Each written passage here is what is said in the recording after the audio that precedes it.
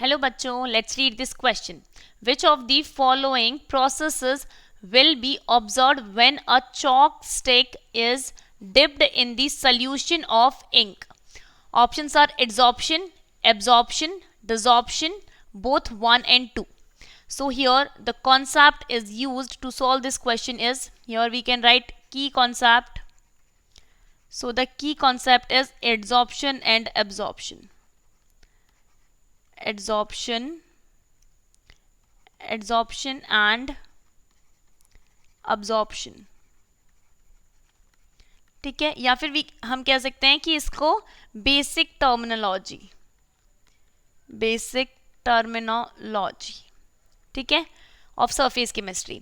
सो सबसे पहले हम देखेंगे कि क्या हो रहा है कि इस प्रोसेस में जब किसी भी चॉक स्टिक को एक सॉल्यूशन के इंक में डिप किया जा रहा है तो क्या होएगा, सरफेस जो चॉक का जो सरफेस है हमारा, तो हम यहाँ लिखेंगे retain surface, the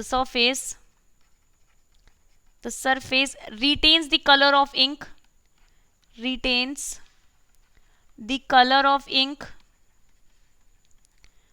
color of ink.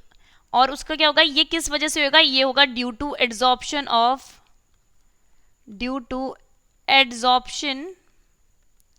Of colored molecule.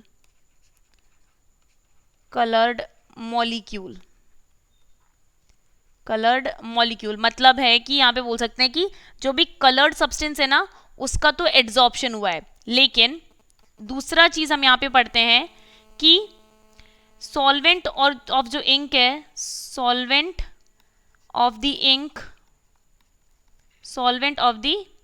Ink goes deeper.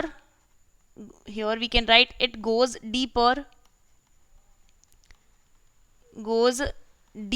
into the stick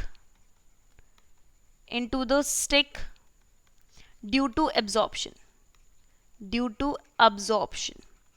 मतलब है कि जो सॉल्वेंट हो रहा है ना, सॉल्वेंट है उसका तो अब्जॉर्प्शन हुआ है और जो यहाँ पर जो कलर्ड मॉलिक्यूल है उसमें एड्सॉर्प्शन हुआ है. मतलब कि दोनों प्रोसेस हो रही है, एड्सॉर्प्शन भी हो रहा है और एब्जॉर्प्शन भी हो रहा है.